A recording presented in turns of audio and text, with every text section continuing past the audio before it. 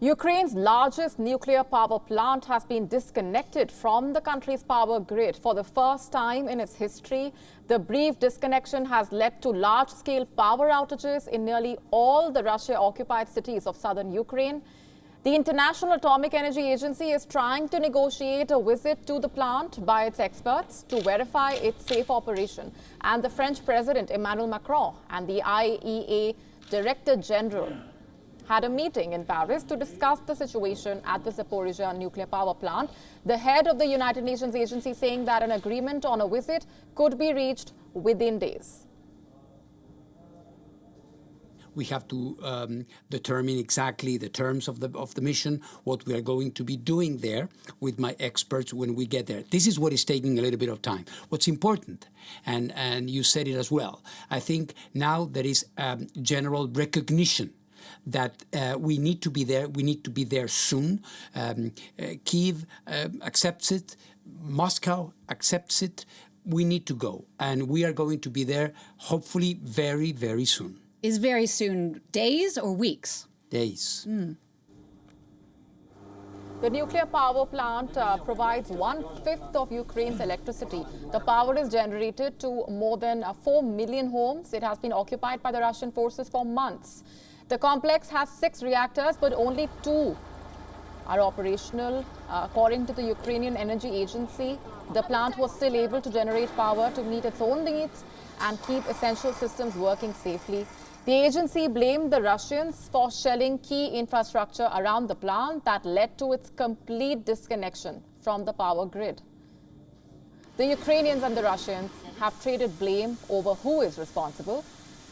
These are the satellite images from the 24th of August, showing the fire erupting from the plant. Now, back-to-back shelling has continued despite international calls for the creation of a demilitarized zone around the plant.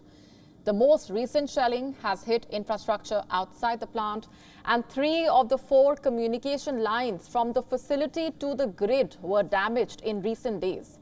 Experts have warned that any damage to the plant could trigger extensive radiation pollution, which could reach Europe and even West Asia. The United Nations has called for the area to be demilitarized, but Russia has rejected that proposal, and Ukraine has blamed the Russians over nuclear blackmail. The Russian military has turned the territory of the largest nuclear power plant in Europe, the Zaporizhzhia nuclear power plant, into a war zone. The IAEA mission should take permanent control of the situation at the Zaporizhzhia nuclear plant as soon as possible, and Russia should unconditionally stop nuclear blackmail and completely withdraw from the station. Ukrainian artillery have shelled the area around the Zaporizhzhia nuclear power plant with large caliber guns 7 times in the last 24 hours. Artillery of the Russian armed forces returned fire and suppressed the enemy's firepower. And for more on this, with us on the broadcast is John Erath, who is the Policy Director of the Center for Arms Control in Washington. Thanks very much for being here on the broadcast. What is your assessment of the current situation? How serious are things looking at this point? And what are the immediate implications of the nuclear power plant being cut off from the power grid? It is a very serious situation to have fighting going on so near a nuclear facility. The risks of radiation release and environmental damage are very high. And so the calls for a demilitarized zone are very appropriate and should be implemented. But unfortunately, the fighting continues. It's not clear exactly who is doing what because there is no international access to the facility. But there would be 3 very important implications to this. The first is obviously that there is a risk of damage to the plant from continued fighting. Don't need to say anything more about that, it's obvious. The second would be that it is possible that Russia could, if they feel that the fighting is not going their way, they could try to destroy the plant to deny its use to Ukraine. This is consistent with Russian military history, but it would be catastrophic for people living in the area. The third potential risk is the most serious. And that is, it's very clear that the shelling that has taken place in recent days has been aimed at disconnecting the plant from the Ukrainian grid. It's cutting the transmission lines. that are connecting the plant to the rest of Ukraine.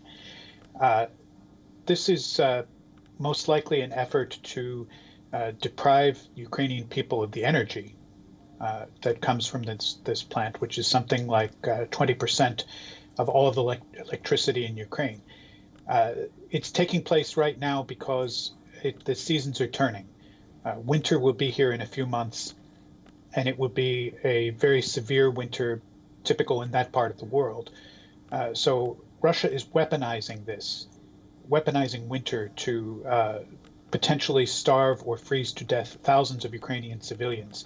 Unable to achieve its goals on the battlefield, Russia is turning to this barbaric form of conflict. Right. How crucial is a visit by the IAEA officials at this point, and what happens if and when that does take place? It would be very important to have an IAEA visit. They would be able to assess what the real risks are, what the actual situation is, who is doing what in that area, and would be able to urge restraint on both sides to avoid a potential environmental catastrophe. John Erath, we're leaving it there for the moment. Thanks very much for being here on the broadcast. WION now available in your country. Download the app now. Get all the news on the move.